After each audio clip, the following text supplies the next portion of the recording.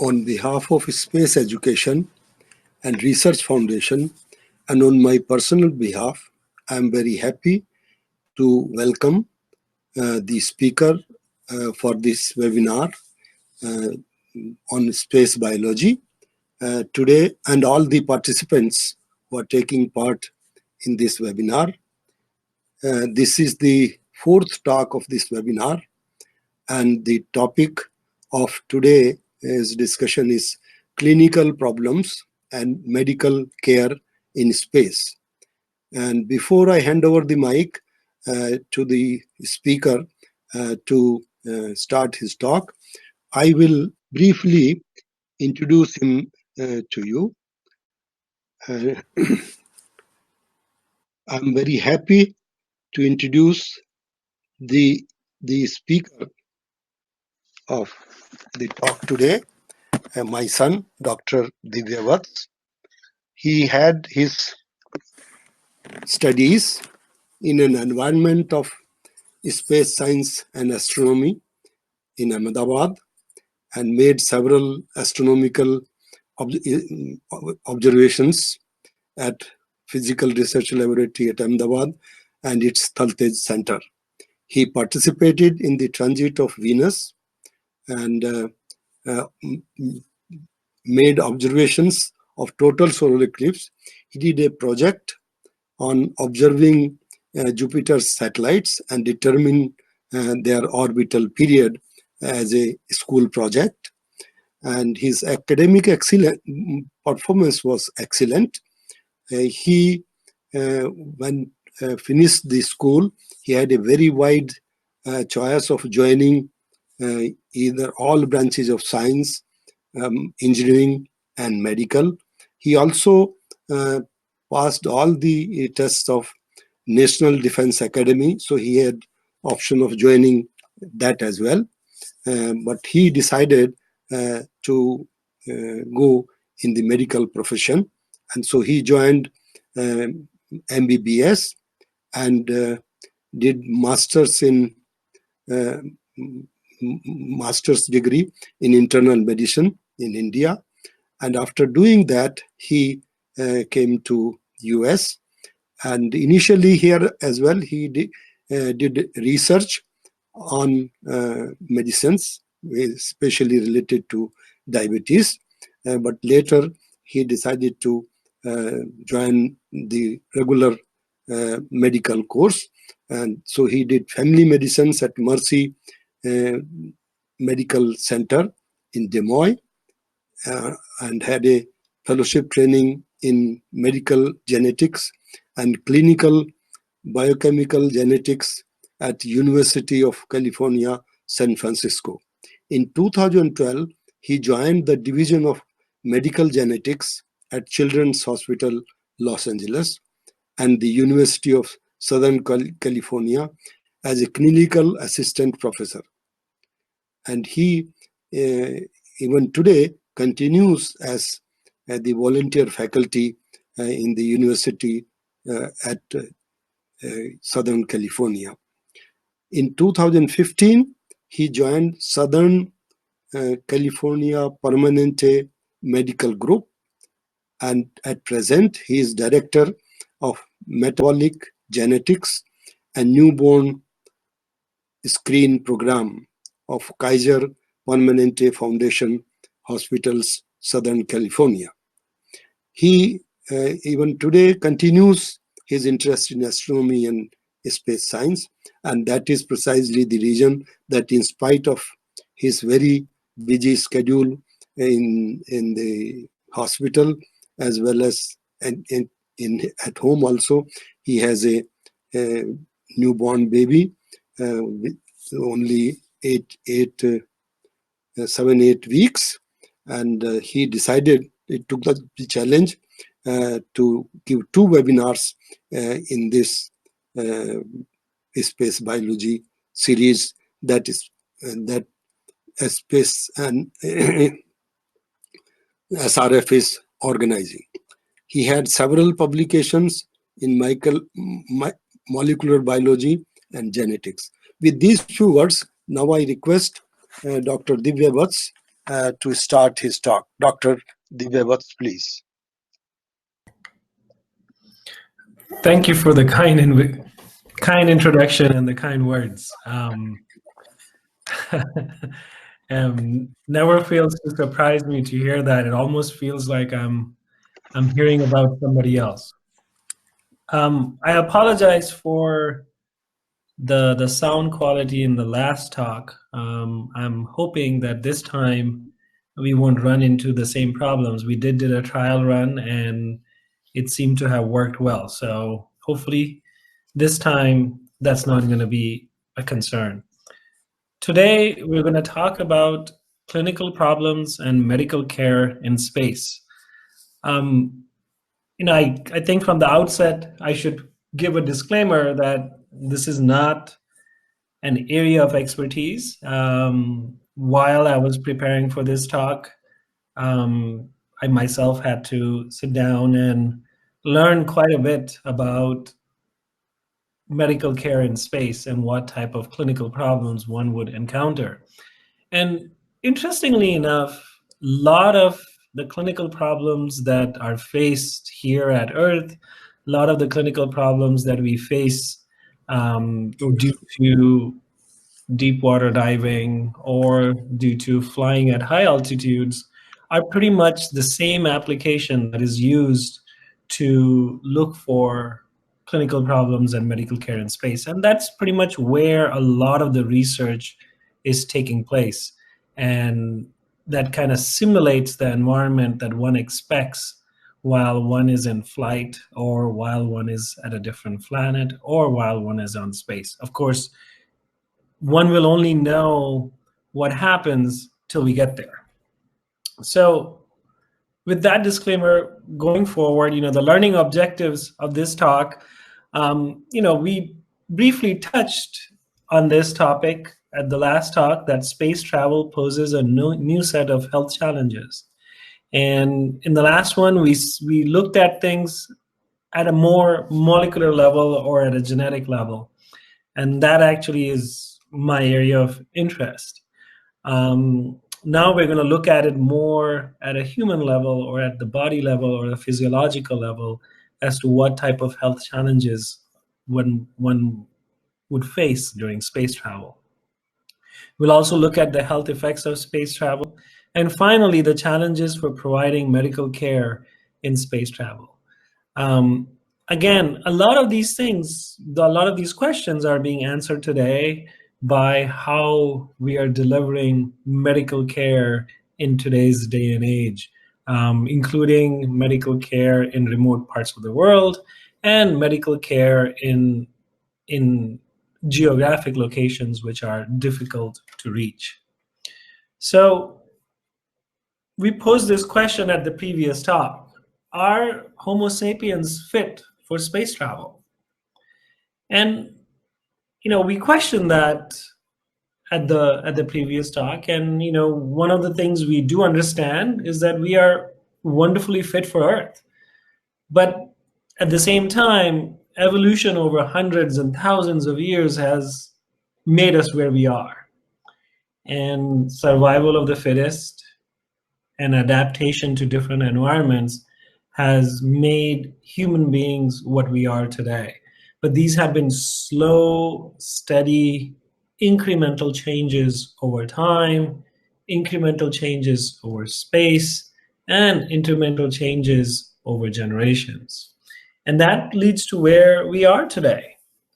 Now, when we try to leave the Earth's environment and travel into space, that imposes some very, very fascinating and at the same time potentially difficult challenges. As we know, space is cold and empty. There is stress from the flight itself because you have to escape the gravity of the Earth. Then microgravity, once you have escaped the gravity of the Earth, plays another role. We are, while on Earth, are protected from a lot of the radiation exposure which is inherent to what is seen in space. And the question becomes, are our vehicles, the space shuttles, the flights, all the modes of transport, plus the space suits that we are wearing, are they able to provide us with the type of protection that we're looking at? And finally, what would be the effects of human behavior on um, space travel, especially the fact that people are going to be in confined spaces. A lot of people are going to be alone.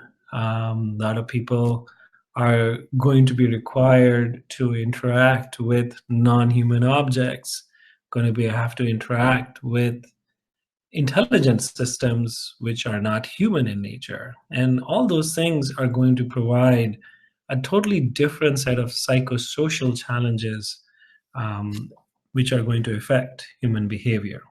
So we will look at some of these aspects in a little bit more detail in the next 50 minutes or so.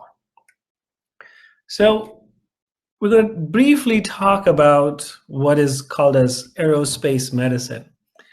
I have been aware that this has been a specialty, actually a residency specialty, even here in the United States. You can actually go into aerospace medicine, which was fascinating to me. That as a specialty, you can do aerospace medicine, and this originated approximately, if one were to guess or one were to go back in history and see when did we really start thinking about this, it actually comes from aviation medicine.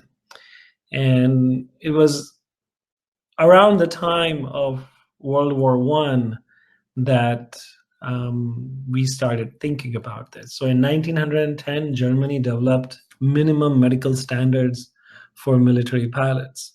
And that was the first setting in which people started looking at fitness, people started looking at the health of pilots, people started looking at who should be a pilot and what type of pilots they need to be. And one of the reasons behind that is that during the first year of flying in World War I, what they found was that about 2% of the aircraft accidents were due to combat, which was surprising because one would think that when you're in a war zone, majority of your aircraft accidents would be from combat, but only 2% of them were for combat. The next 8% were due to mechanical failures. Of course, using airplanes as a war machine at that time was not mainstream. So people were going through a lot of hiccups. There were a lot of new iterations which were happening. Surprisingly enough, though, now that we think about it in hindsight, not really that surprising, 90% was due to human failure. And on top of that, what was more surprising was that 2/3 of this human failure was because of physical defects in the human being.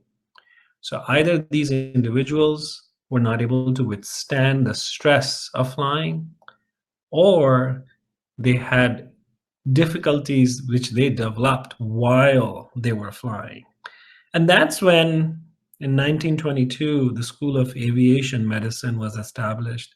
And for the first time, one started training for flight surgeons.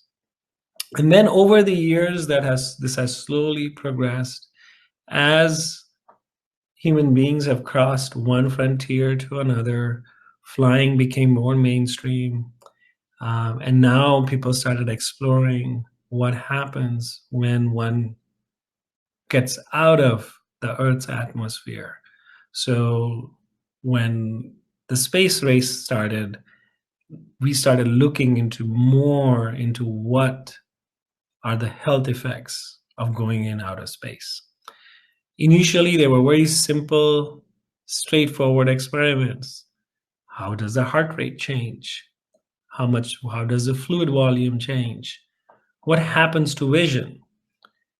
In actually one of the earlier flights by an astronaut, the flight path went over Australia, and the residents of Perth, Australia were asked to turn on and off the lights in a sequence. And the astronaut which was flying at that time was able to delineate that during the flight. And they were really trying to see how much does visual acuity changes during flight. Of course, since then, approximately 600 people have been in space, so we have a lot more data than what we did at that time.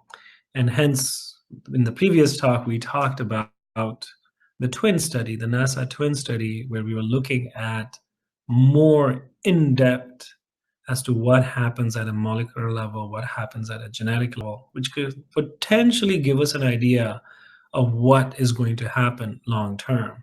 Because that's how human evolution changes. It's actually a change happening at the genetic level. There is chain alteration in transcription of genes, there's alteration in expression of genes, there's alteration in methylation of genes. And that what leads to short incremental changes over time. So, what are the health problems of space travel? And these that we'll list here are some of the common ones, some of the ones which have a significant impact on a person's health. There are significant cardiovascular alterations. Some of these alterations happen during the flight itself. A big chunk of them would happen while one is in orbit. And then again, during re-entry, the similar kind of stressors play a big role on the cardiovascular health. They're looking at arrhythmias, there's orthostatic intolerance, and of course, there is a decrease in exercise capacity. Food and nutrition becomes a challenge because you don't have readily available sources of food in space, at least not today. So whatever you're going to eat, you're going to have to take from here. What you can cook there can be a challenge too. How much you can cook there can be a challenge too. So a lot of the food is pre-prepared. A lot of the food is in forms which are not really that nutritious. And of course, there's always a concern of food spoilage if you had been there for an extended period of time. Plus, storing it in a way manner so that spoilage is reduced can be a challenge too, because everything consumes energy. Muscle alteration in terms of mass, strength, endurance, and atrophy is a big problem. And we'll talk about these things in a little bit more detail. Neurovestibular adaptations and bone loss kind of work towards the tail end of it, but they are equally important, if not more. So diving a little bit more deeper, if you're in space for a shorter period of time, initially, or in the initial period of time, what you're going to really see, and some of this is from the travel itself, you're going to see a shift in the fluid towards the head. And that places a big amount of cognitive stress, that places a big amount of ocular stress. And that's where some of the neurovestibular disturbances come through. Along with that, we talk about jet lag when one is traveling from continent to continent or time zone to time zone. You can only imagine the amount of jet lag or sleep deprivation that you're going to have once you're in space, and especially in an orbit, which is different from the 24-hour cycle that we are used to. And then the bone demineralization. These are some of the early responses that you see approximately in less than 3 weeks. The next are divided into what is called as the intermediate one, which is from 3 weeks to 3 months.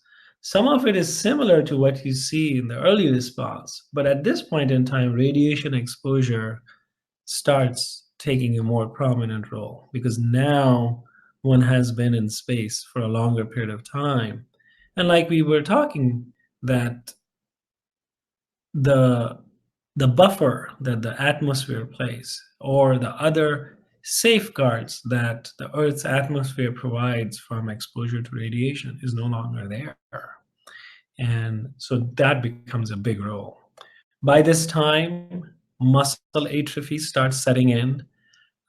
We will talk about that in a little bit more detail. People start having GI disturbances, which are kind of an outcome of the sleep disturbance and the neurovascular disturbance that you see initially. and the hematological changes. And then you have the long duration one, which is essentially a combination of what you see in the intermediate one, but you also add to that declining immunity. Essentially because, number one, you're in a very sterile environment, plus at the same time, there is a very different environment from what is there in at Earth. And then the long duration problems, which we are expecting from 6 months to 3 years.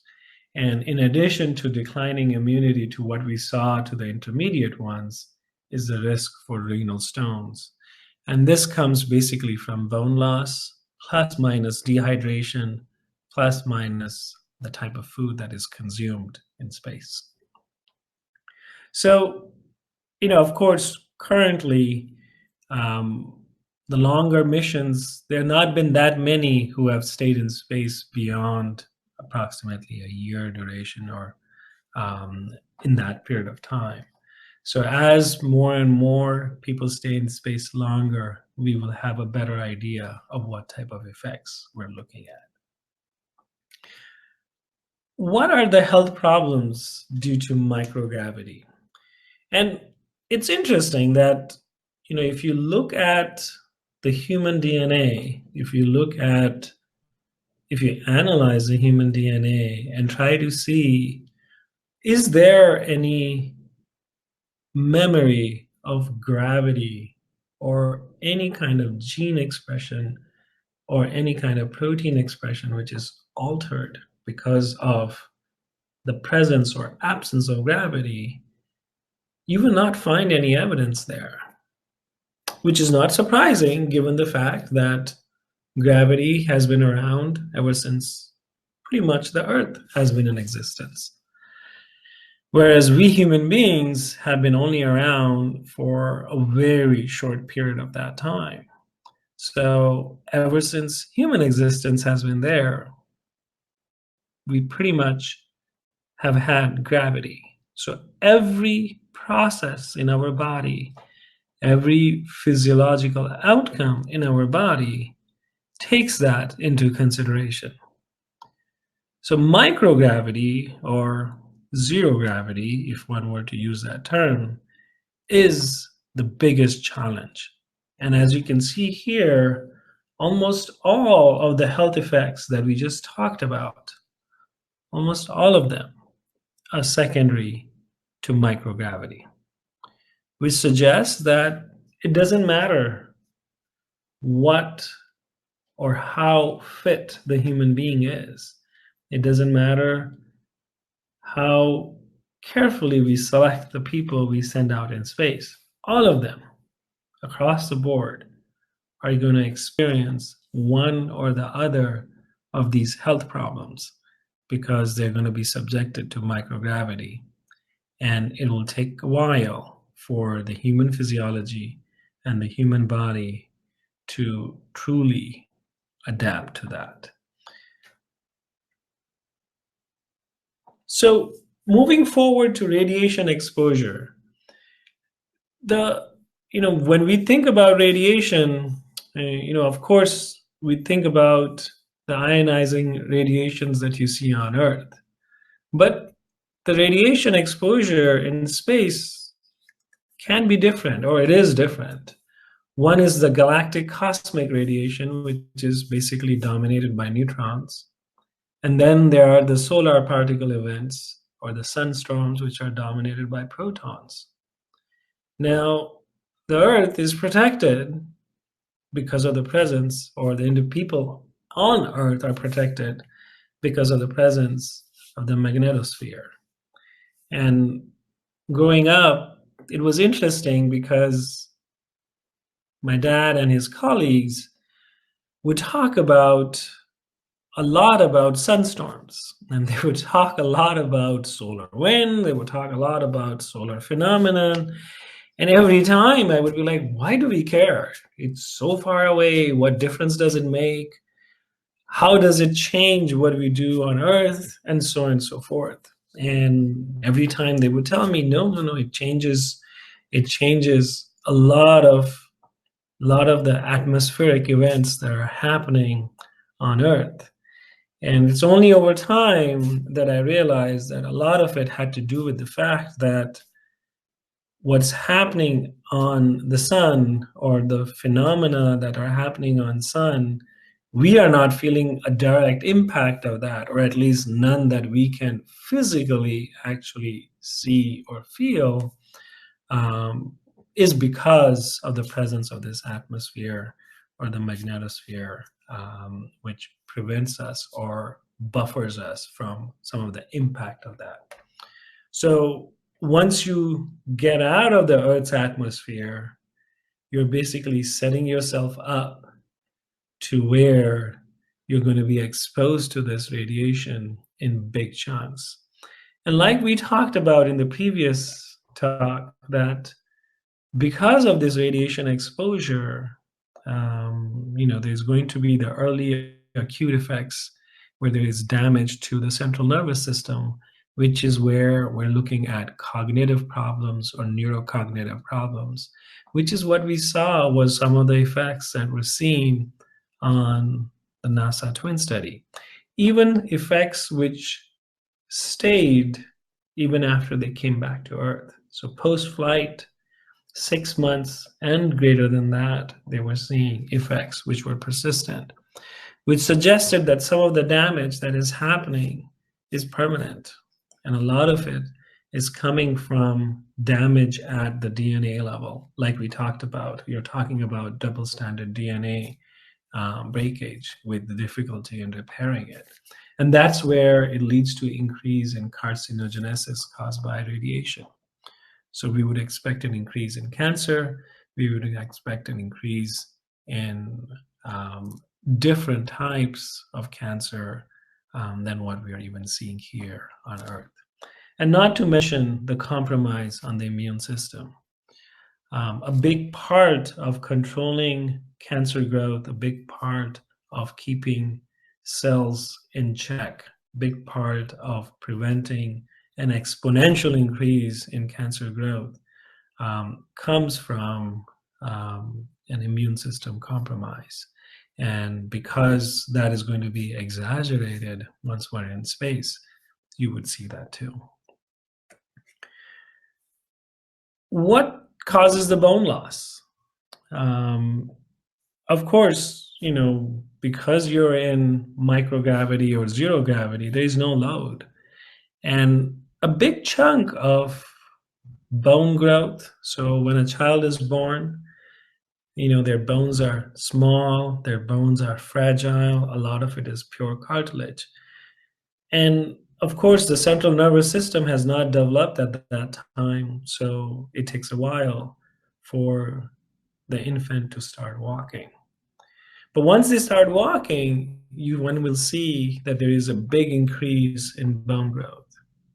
The bone starts getting stronger, and as an individual gets older and older, you see an increase in bone growth.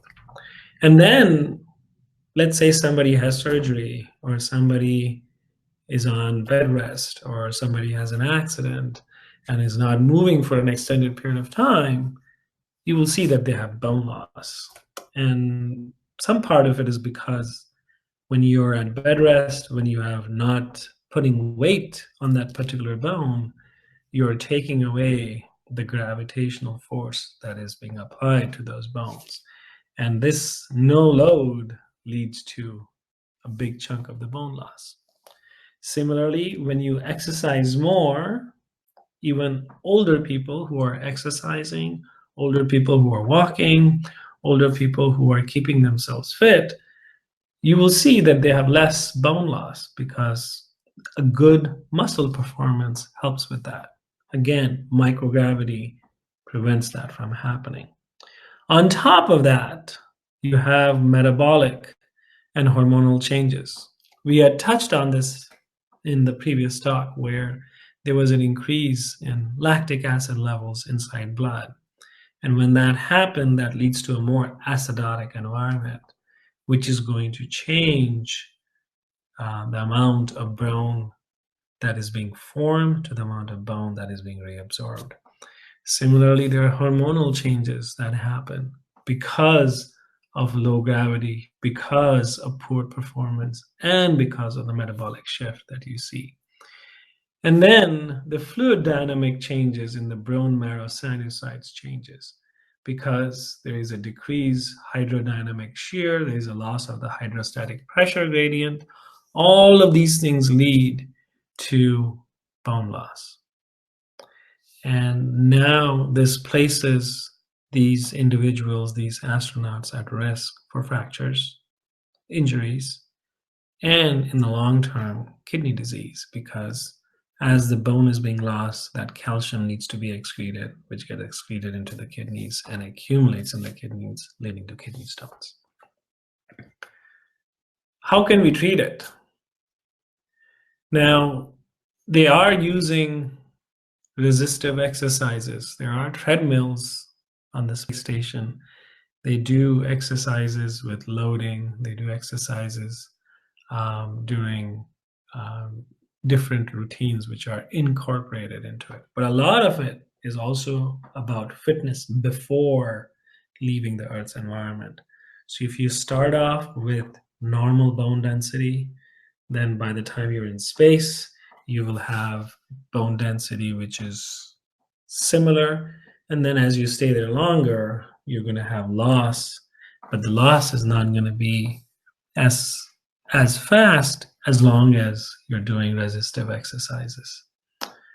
Adequate nutrition, and of course the use of treatments like biphosphonates. This is something that we do even here on a routine basis. If somebody has increased bone loss due to age or due to menopause in women or due to other reasons, you can give biphosphonates, and these biphosphonates help to slow down the bone loss over time.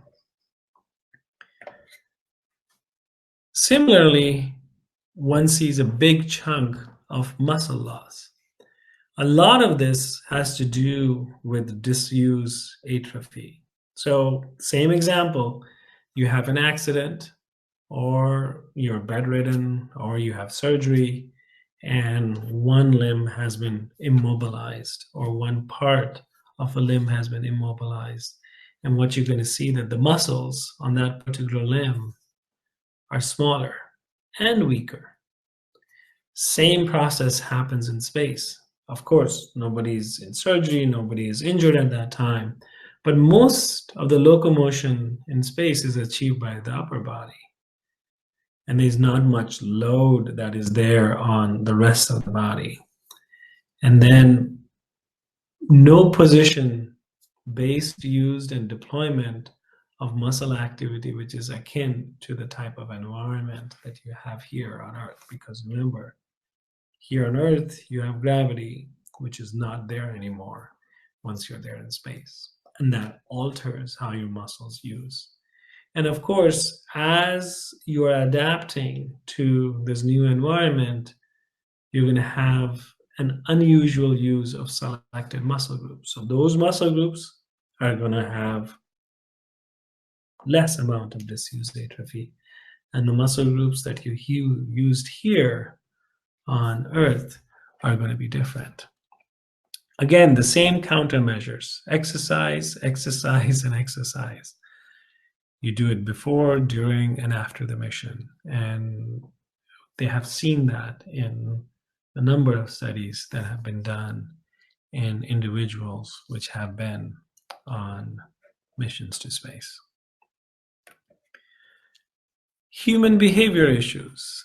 Now, this is interesting in the sense that there are a significant number of stressors that are in play here. Currently, of course, it's a small group size, so there you are working with a limited number of people, sometimes just 1 or 2 crew members, 4 crew members, 6 crew members. There is a multicultural composition that can be challenging. The International Space Station is maintained by multiple nations, so there are people for different nations who can be there at different times, which can overlap and which can lead to some of the human behavioral issues that one would see. Extended duration in a very remote location. It can't really get more remote than being up in space.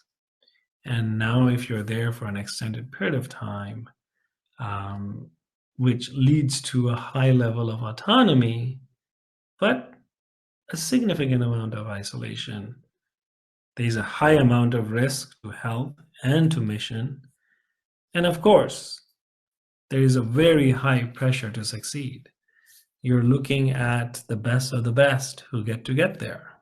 You're looking at the best of the best who are part of these missions, people who are at the top level of their fitness, people who are the best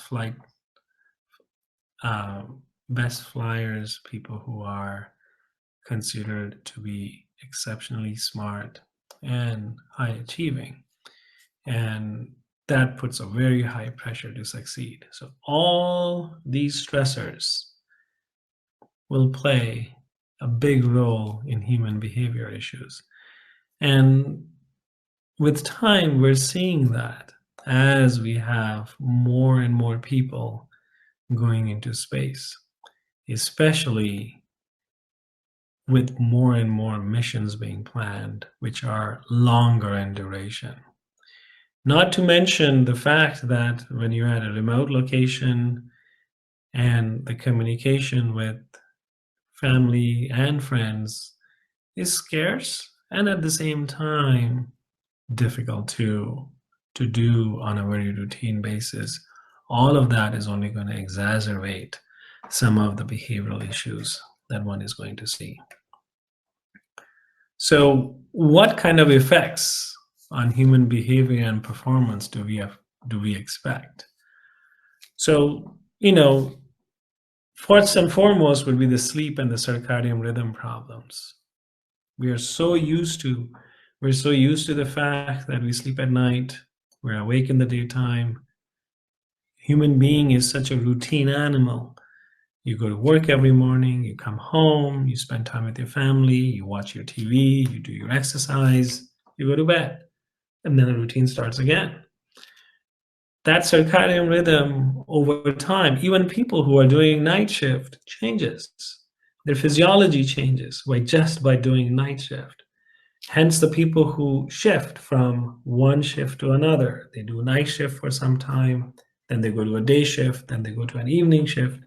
They have a lot of sleep and circadian rhythm problems. There are a significant amount of hormonal changes that come with it, significant amount of metabolic changes that come with it. And along with that, there is poor psychosocial adaptation. There is a big incidence of burnout. There's a big incidence of depression. There's big incidence of mental health in these individuals, and which then leads to neurobehavioral dysfunction, difficulty in processing, difficulty in cognitive function, difficulty in neurocognitive outcomes. And then it becomes even more challenging because you have this human to robotic interface. And the robotic interface is black and white. Human interfaces are not always black and white, which leads to its own set of challenges when you're working with artificial intelligence, when you're working with robots. And then if you put all of these things together, that leads to the episodic cognition problems. And as we discussed in the NASA twin study, many of these neurocognitive effects were persistent even after one was back down on Earth in the post-flight phase.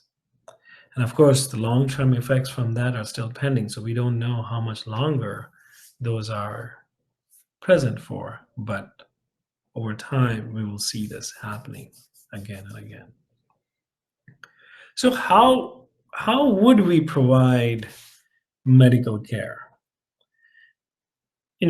Here, if you have a medical problem, expected illnesses, you fall down, you fracture your arm, you fracture your hip, you take yourself to an emergency room. You take yourself to a doctor. If you can't take yourself to an emergency room or doctor, your family takes you to one. If family cannot take you there, then the ambulance takes you to one. But basically, you get medical care. You get an infection, you're having a skin rash, you're having a pink eye, you're having sinusitis, doesn't matter. Whatever these illnesses are, some of them are expected illnesses and some of them are problems which are happening because you got exposed to something. Irrespective, you're able to take yourself to an environment where, or into a facility where that type of medical care can be provided and you can get proper attention. And then you have your medical emergencies, your wounds, your burns, your toxic exposure, your allergic reaction. And of course, like in space, you're going to have acute radiation illness. From the flight, you might have decompression sickness, your dental, ophthalmological, and psychiatric problems. The question becomes is how do you deliver that kind of a care where the nearest facility is light years away, not miles or kilometers away. And that's where the challenge starts, that sure, you can study this as much as you want. You can look at the outcomes from people who have been on missions. You can look at outcomes in the post-flight phase. But what do you do when they are actually on a mission? How do you deliver this medical care? And on top of that, if somebody has chronic diseases, how are you going to provide ongoing care? Think about it. Somebody has diabetes. Of course, currently, we would not put that person in space, but somebody has diabetes, type 1 diabetes, requires insulin all the time.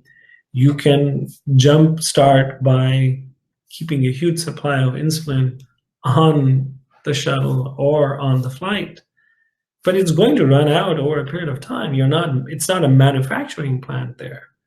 So how are you going to manage chronic diseases over there? Or are you going to prevent people who have chronic diseases from traveling to space? And that's part of the question. Are we fit to travel to space, especially as to how are we going to deliver this care? And there are some interesting and some newer developments which we are using to deliver care today. So a lot of care these days is by smart systems in which you describe a problem and there's an artificial intelligence at the backbone of it. And that tells you this is what most likely your diagnosis is. And a lot of it comes from what we have learned over time, what medical science has learned over time, and that can give you a diagnosis and potential steps that you need to take. You can use some non-invasive imaging systems to do that. X-rays, ultrasounds can be made and now are slowly becoming portable to the extent where you don't need to go to a medical care facility to fully use that. And some of it can be attached to a phone, some of it can be attached to a smartphone, and some of it does not require such big infrastructure as we have needed over the time. But this is for the non-surgical medical care. What about if somebody needs surgery? And now you can use, there is robotic surgery where the surgeon does not have to be physically present inside the operating room while performing the surgery. So a lot of surgery is now robotic or robot assisted. The goal, of course, is to reduce the complication. The goal, of course, is to improve outcomes. The goal, of course, is to minimize errors during surgery. And that's what the robotic or the robotic assisted surgeries that we are doing on a day-to-day basis play a role. But the same thing can be done with a robot which is present in space. Of course, here the communication between the surgeon and the robot is much more quicker, much more faster, and as a result of which, less error prone. The challenge is going to be how do you achieve the same thing when somebody is in space, because the barrier is going to be in the amount of time that it takes to communicate over that time. The next challenge is going to be is blood replacement therapy. Somebody has an injury, somebody loses blood. How do you replace that? Yes, you can stock up on different types of blood beforehand, but at the same time, you're going to run out of it at some point in time. If food is going to get spoiled, isn't blood products going to get spoiled and potentially get spoiled at a much faster rate than what you would see food getting spoiled at? So that's going to be another challenge. But at the same time, we are no longer giving whole blood, we're giving components. If somebody has a low hemoglobin, we just give them the red blood cells. If somebody is having low platelets, we just give them platelets. If somebody requires just a volume expansion, we just give them plasma. And some of these things, over as the technology gets better, doesn't require that much amount of storage space, can be compressed into smaller and smaller containers, and at the same time can be in a type of formulation which doesn't require that much amount of storage, plus minus would not require that much amount of preservation. And the last but not the least, the laboratory support. And the labs have become smaller and smaller. You know, we went from a time when a DNA sequencer basically took the whole room, and now it's a tabletop. And there are places in Europe which are trying to develop it where it is as big as a smartphone. So technology is getting better and significantly better over time, where you don't require that big of an infrastructure to have lab support while you're there in outer space. And some of these things are already being developed for use in our Earth environment, especially where one is trying to provide medical care in remote places and medical care in places which are not that easily accessible. And then, of course, telemedicine. When I was working at Children's Hospital Los Angeles, there was there still is a shortage of geneticists or genetics trained physicians in countries or places like Puerto Rico and Panama. So we had a telemedicine clinic. I was physically located in Children's Hospital Los Angeles, basically sat at my desk like I'm talking to you right now from home. And there was a nurse at the other end, and there was a digital stethoscope, there was a high definition camera, there was a high definition audio equipment, and the patient would come into the room. And the only difference was that if I needed to hear something, the nurse would place the stethoscope in the areas that I needed to for it to be placed. If I needed to feel something, I had to use either x-rays or ultrasound or CT scans or MRIs to kind of help me with that. So the same kind of capability can be used for delivering care in outer space by the use of telemedicine. And that can provide a lot of the diagnostic and a lot of the therapeutic capabilities which can be used by the ground-based consultants. Similarly, once I was traveling on a flight and somebody was having chest pain, and I volunteered that, yes, I'm a physician on board, went and evaluated this this lady, old lady, who was having chest pain, and the aircraft had an ECG machine, had a blood pressure machine, was able to get her oxygen, how much oxygenation she was having. Plus, at the same time, the flight was connected with a consultant at at a major medical center. And I basically relayed the information to the consultant. And then between me and the consultant, we made the decision: do we land, or do we continue on to San Francisco? Do we go back to New York? And so on and so forth.